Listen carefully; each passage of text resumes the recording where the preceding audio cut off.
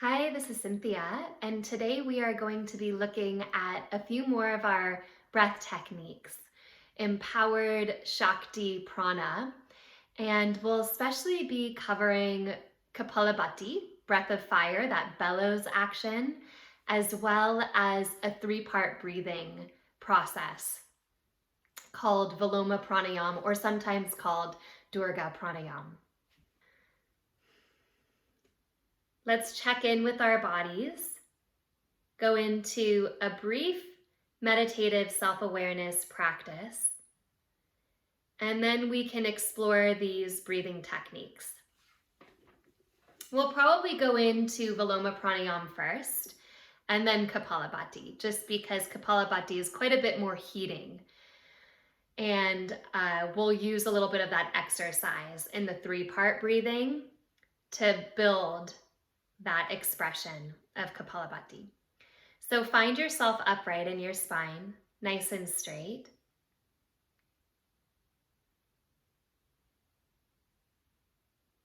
Feel for your shoulder head softening.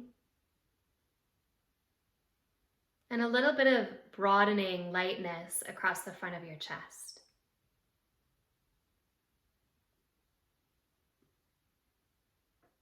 Become aware of your breath. Inhale through your nose and exhale through your nose.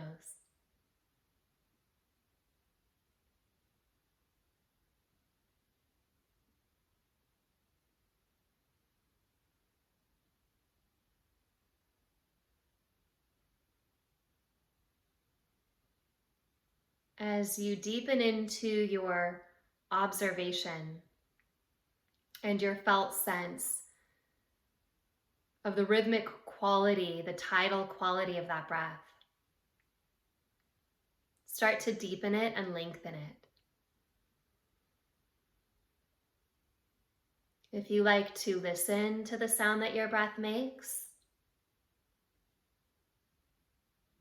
if you like the foundation of your Ujjayi sound, slip into that. Listening to that light ha or hum on the inhalation and that light sa on the exhalation.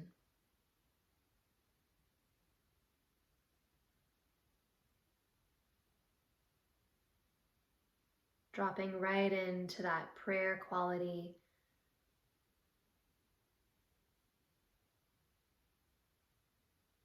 of the breath.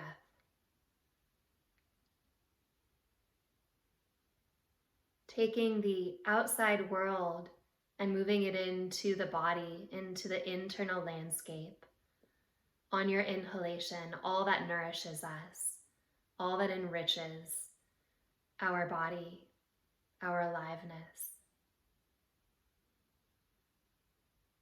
And releasing that relationship back out into the world.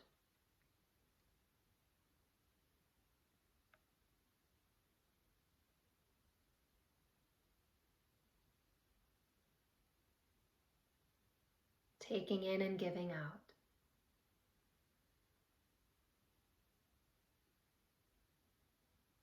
And the next time you press your breath empty, hold it empty. Draw your breath all the way in until you're full. Maybe sip in a little bit more. Can you let your shoulders soften? The back of your jaw soften. And lightly open your mouth and let your breath out. Drop your chin to your chest.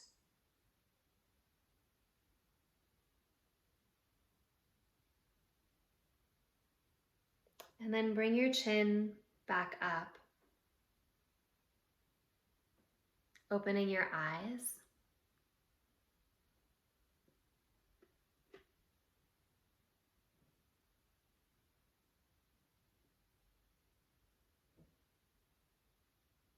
I find that three-part breathing, or Veloma Pranayam, also called Durga Pranayam, can be a very simple and welcoming way to draw that relationship, draw that prayer of the breath into the body. There's a lot of ways to practice this breath, actually. Typically, you can start by inhaling in 3 segments. So you inhale about a third in, another third in, all the way to full, and you hold that fullness, and then you can exhale your breath all the way out. And that's just a typical, it's the inhalation that we break up. But you can also break up the exhalation, and you can actually do both. You can inhale up the staircase and then exhale down, back down. We're gonna try all 3, but we'll start with the inhalation. And I'd like us to feel into the anatomy of this, the physicality of stretching the lungs, stretching the bottom, the middle, the fullness of the lungs. I'd also like you to feel into the energetic qualities, the qualities around the heart center, the qualities of massage into the circulatory system, and any tension or tightness or constriction, apprehension that might build when you push into that last little bit. So that last third of the breath. What happens to your body?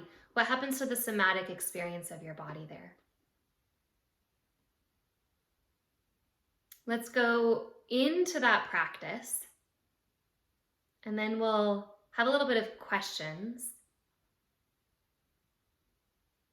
and then we'll continue. You guys ready to do that Veloma Pranayama practice? Okay. Let's bring ourselves upright again.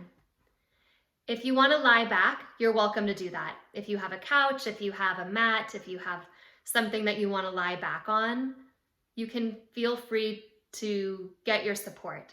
Yeah? Make sure you're comfortable. Make sure your spine is straight. That's really all there is to it. Close your eyes. And just notice, if you will, how welcoming this breath is. It's a beautiful breath to invite yourself into a meditation, invite others into a meditation, or into a movement practice. We'll start just by noticing in-breath and out-breath. Draw your breath in through your nose and out through your nose.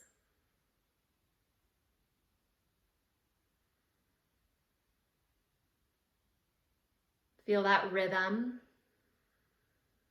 Feel that quality.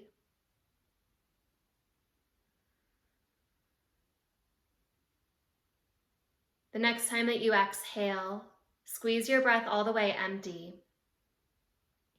Sip in just a little bit of breath through your nose. Sip in a little bit more. Then draw your breath in until it's full and hold your breath for a moment. Open your mouth, exhale your breath out. Closing your mouth. Inhale through your nose, about a third of your breath in. Then about 2/3. Then all the way in until you're full. Can you stay soft at your shoulders, your ears, the back of your heart? Last time, opening your mouth, exhale your breath out. Now we'll go into that 3-part breathing practice, Veloma Pranayam, with the mouth closed. Inhale a third of your breath in through your nose and pause. Feeling the lowest segment of the belly. 2/3 in, pause. Feel the mid-belly at about the diaphragm. Inhale another third in until you're full, feeling the heart expand all the way up into the throat. Long exhalation through your nose. Let the breath out. Inhale a third, pause. The earthy quality of the body, those lower chakras, water, ground. Inhale 2/3, where we typically breathe right here, that solar expansion through the belly. Now we'll challenge it that last third. Inhale and pause. Circulation around the heart. Exhale it out. Finding empty. Inhale a third. Pause. 2/3. Pause. All the way in. Hold. Not to a point of discomfort, but right up into that comfortable range of retention. Exhale your breath out when you need to. And I'm going to invite you to continue exploring this breath. A third, 2/3, and full. And what I'd like you to do as you continue to breathe in this way is maybe choose one of those pauses at a third full, at 2/3 full, at full, and maybe expand that pause, just one. And then on your next breath, expand a different one and see what that's like. See where your comfort is. Maybe you can hold for a lot longer when you're only holding the 1/3 pause.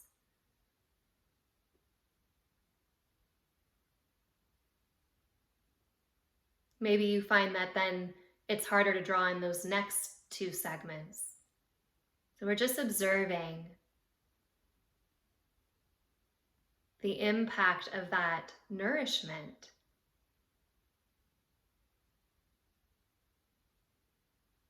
In the way that we're welcoming it in.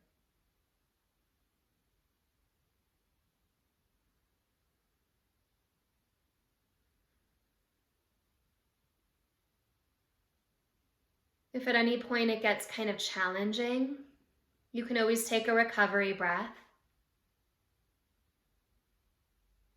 You can always exhale through your mouth.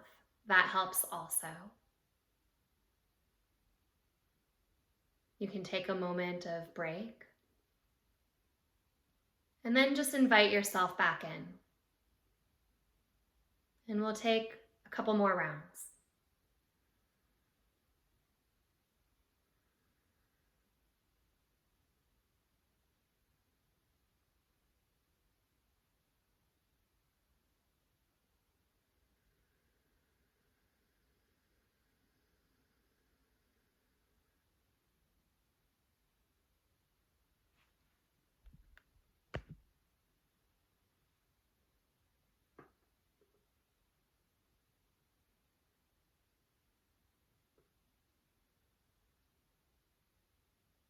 When you finish that round, gently open your eyes.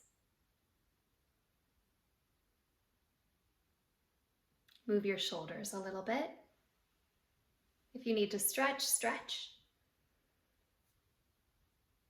And we're going to go right into the releasing breath. So, bring yourself back in. Spine straight. Inhale your breath all the way in. And this one we'll do very short practice. From full, exhale just a little bit of breath out. A little more. And then all the way. Inhale the breath all the way in. Hold. Exhale about a third. Goes faster than you think. 2/3. All the way to empty. Now try to smooth that out and just take 3 more. Inhale all the way in. 1/3 out. 2/3. All the way. Inhale. Slow 1/3. 2/3. Slow the slide. Last third. Last time on your own.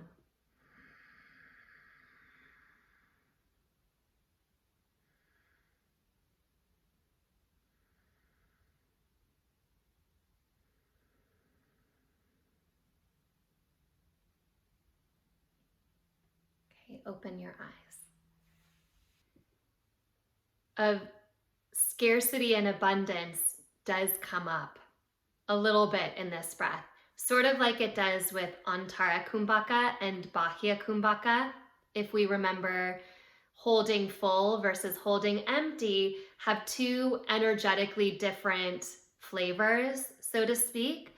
Holding full is more that aliveness, or maybe it even takes us toward agitation, that up quality.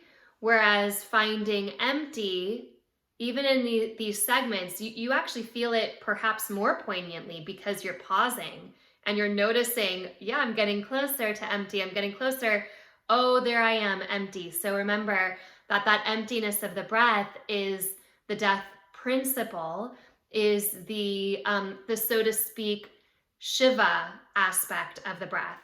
Whereas the Shakti aspect of the breath is the fullness. Shakti being the representation of movement in life, and Shiva representing the stillness of consciousness.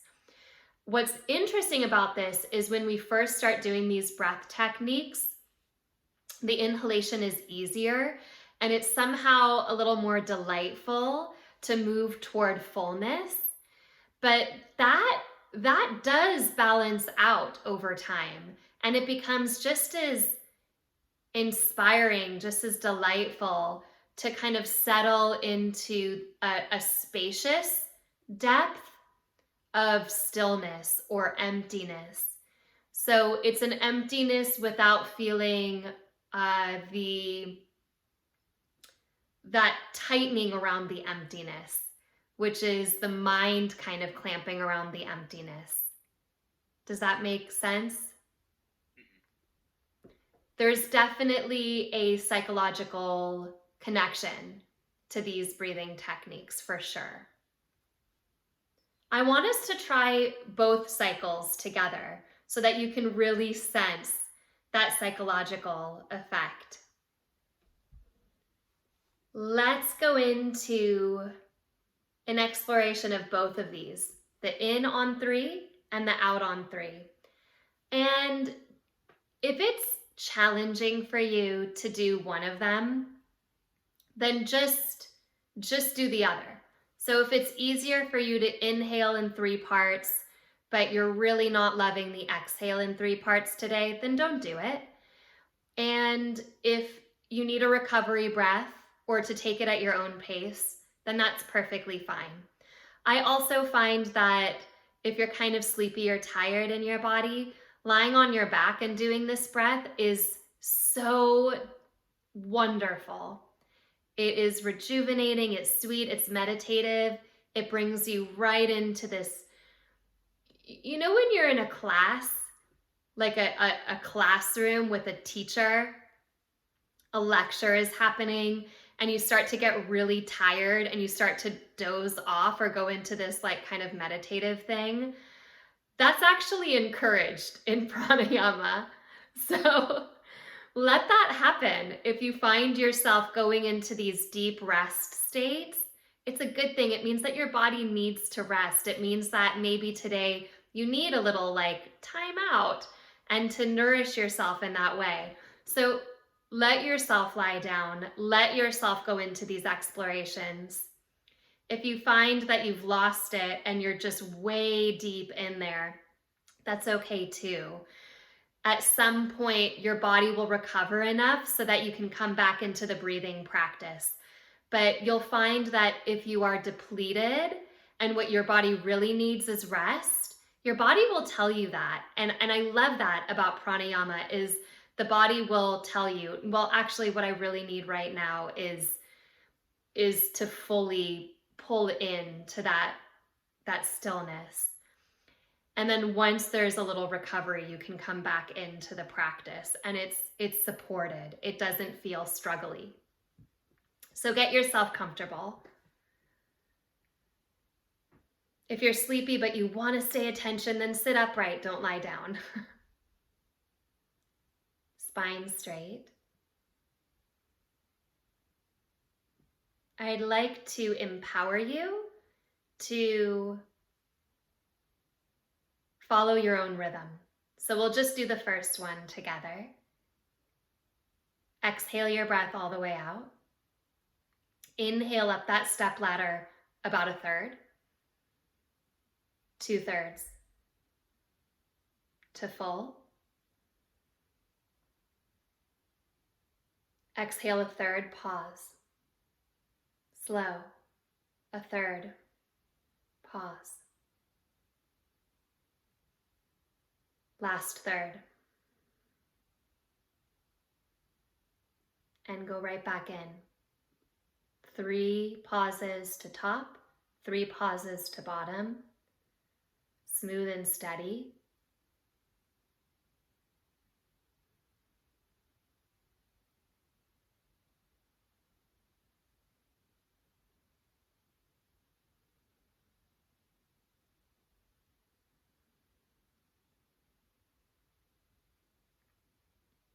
If you need an energetic anchor beyond the physicality of the breath,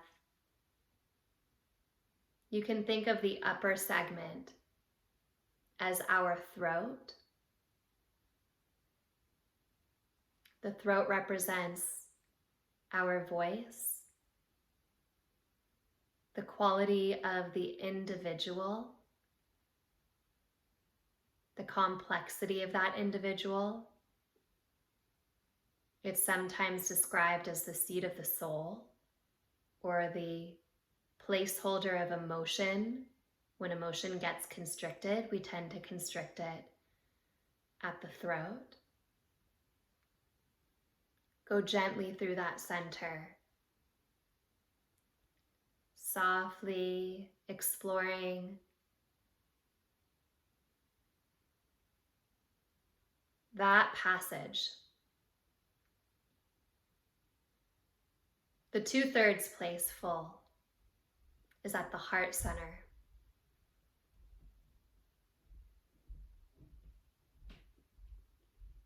The heart center is very silent.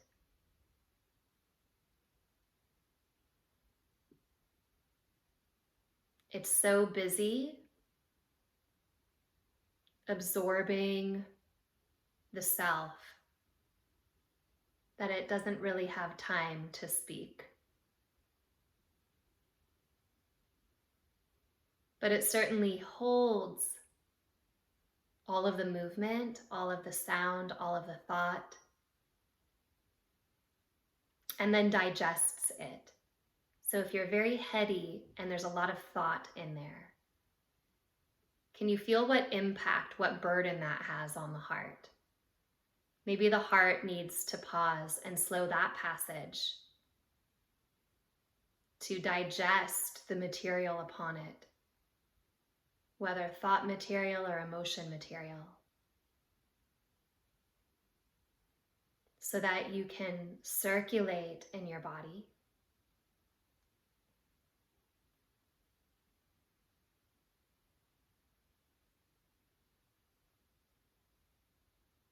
And if you're in that 1/3 pause, you're down below the rib cage. You're at your diaphragm, your solar plexus. But maybe you're even lower. Maybe you're at your belly, deep belly, or pelvic floor. Each one of these has its own kind of qualities. If you're in that 1/3 segment and combing that out, either on the way up or on the way down, there may be an empowerment quality to it. from the solar plexus, where you feel your personal power. There may be a kind of earthing quality to it, or a sense of safety being challenged in the physical body. So moving slowly in that so that you can really explore, is it safe? Is it not? Exploring into the bones and that which roots us into the earth.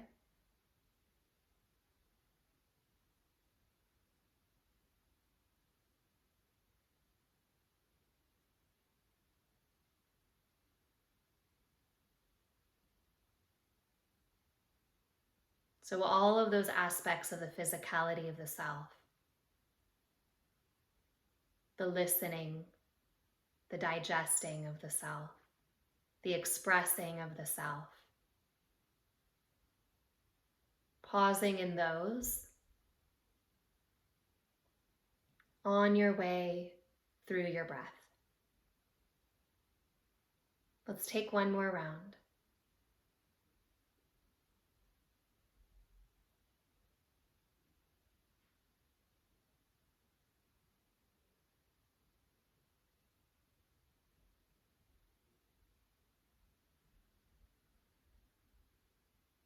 A few recovery breaths, just simple in and out.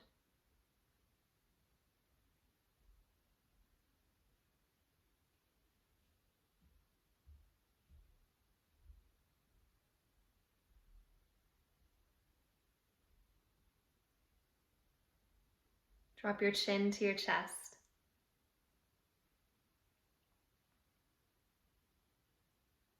And coming up, release. I'm not sure that I would call this a cleansing breath. The next breathing technique that we get into, Kapalabhati, is certainly more designed as a cleansing breath. But anytime we stretch into the tissue of the lungs, and especially into the lower lung tissues, we are detoxifying pretty powerfully. We're oxygenating, we are cleansing. And so there's always going to be, in deep breath work, a rebalancing and a cleansing aspect to the breath, a detoxification aspect to the breath.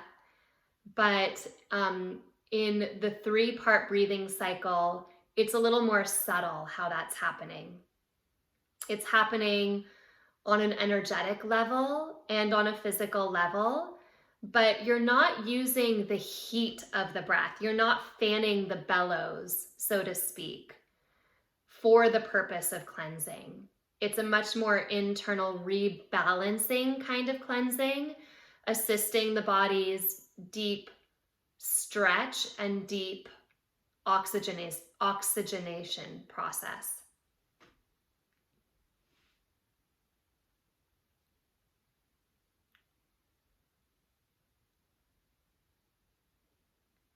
Okay. Now, if you're in a place where you need that gentle breath, you need that gentle entry into breath, then you can keep practicing that by all means.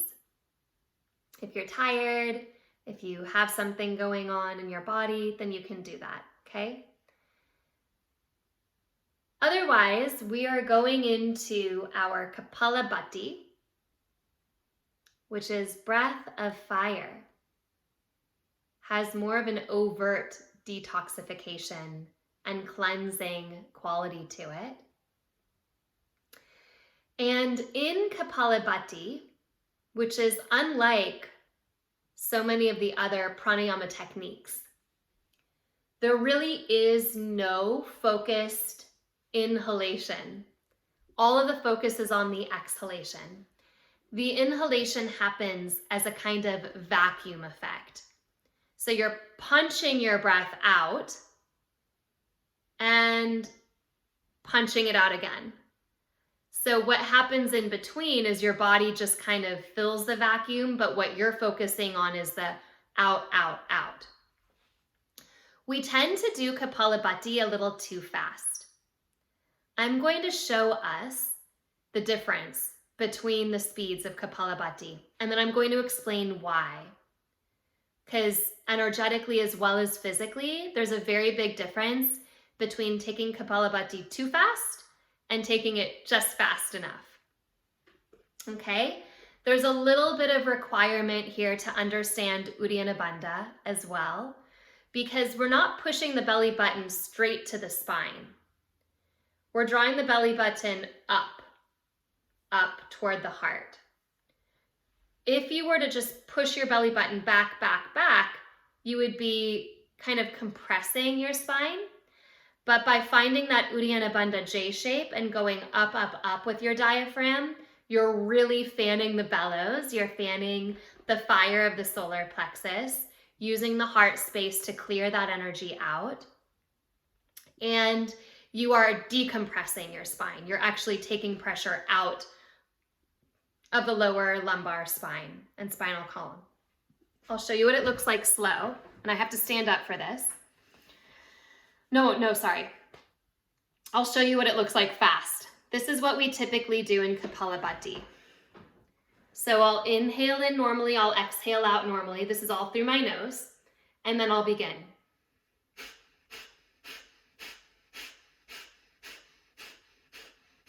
Can you see that there's no focus on inhalation? It happens as a vacuum. So I'll show you on the side. No inhalation, this is all exhalation, and you're not pushing back through your belly, you're going up, up, up. Up, up, up.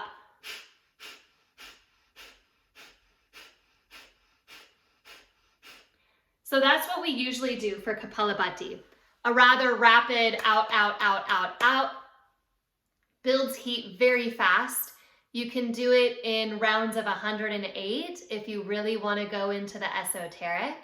There's a whole numerology thing about 108, which we won't get into just now, but you can do 108. And then I'm going to show you why it's so good to slow down your Kapalabhati. For one thing, culturally, we're really good at tightening, right? But we're not quite so good at relaxing. And we're not especially good at relaxing the abdominal muscles, right? We kind of have this thing where we're always sucking our gut in. We're always controlled here. So allowing the belly to actually find its full range of softening as you pull in, and you're not focusing on the inhalation, it's still a vacuum effect, but within that vacuum effect, there's a full release so that when you pull back in not from here, but from out here, all the way out. And then you have the full physical body exercise of the breath, and you have this full safety to fully relax your belly. I'm just gonna show you what that means so that you can see. So slow Kapalabhati looks like this.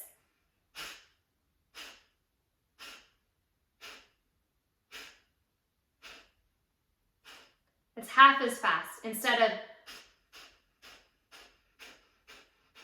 there's really no ability here to soften all the way before pulling in. You're getting about a third of the range. Now, if I give it the full range,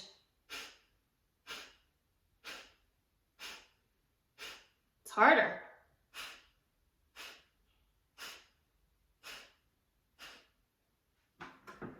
It's still a vacuum. There's still no proper inhalation, but you have this full quality of relaxing before you pull it back. So you're using the entire muscular effort, you're using the entire cleansing process, and you are building a lot more heat. Let's give it a try. Let's do it all together. So I'm going to count it fast. We'll take a pause, we'll take a break, and then I'll count it slow. This is how I teach it. You say what you're doing. We're going into Kapalabhati, breath of fire. And it's a deep punching out of your exhalation where you're not focusing on your inhalation. It just happens as a vacuum effect. And when you exhale, exhale firm through your nose. It sounds like this. Okay? So, get your spine tall and straight. You can close your eyes or keep your eyes lightly open. Inhale your breath through your nose all the way, and then exhale all the way, and we'll inhale halfway and begin. So inhale just halfway and begin your exhalation pumps. Out, out, out, out, out.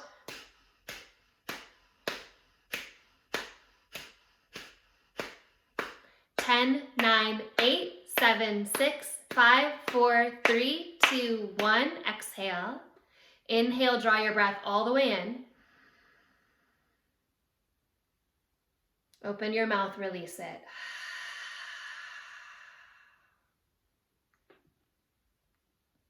Second round, we'll go a little more slowly.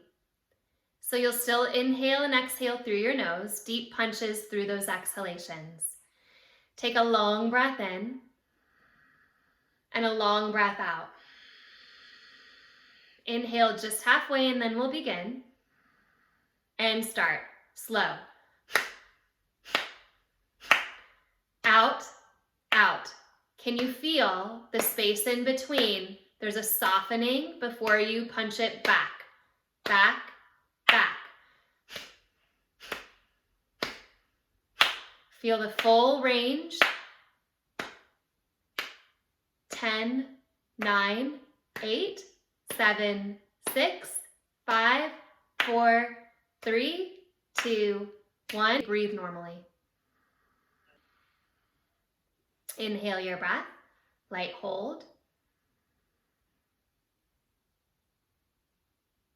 And let it out. The speed of it is individual. You might want to slow it down more than the fast, rapid Kapalabhati, but you might not want to slow it quite down as much as I did. Do you want to try that somewhere in between? You can give it a try if you want to. Because the rhythm is kind of your only anchor.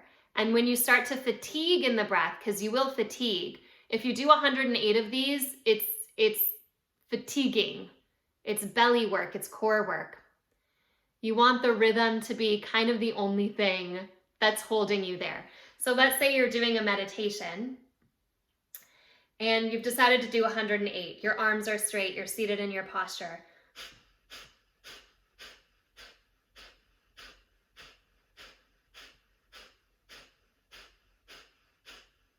Okay, at about 80, you're the only thing you have left there is just the rhythm. So going a little faster or a little slower isn't the point. The point is to feel the full softening between the two.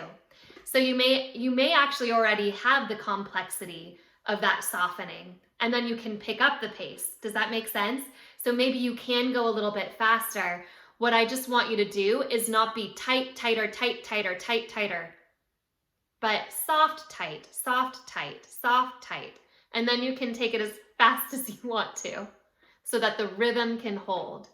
And that's what you challenge. I urge you to try it on your own. Try it on your own a few times to find that perfect pace for your body. The slower version is harder. Because we are exercising our diaphragm so powerfully, we are definitely also exercising the pelvic floor. Definitely. We're toning the organs of digestion and elimination.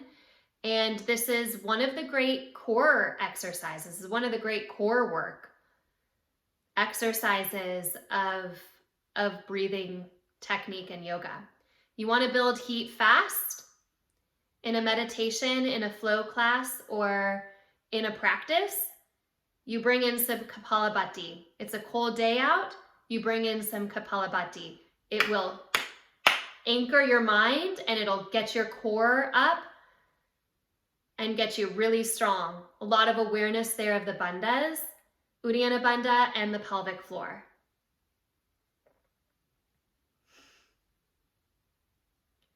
Let's talk about the contraindications here.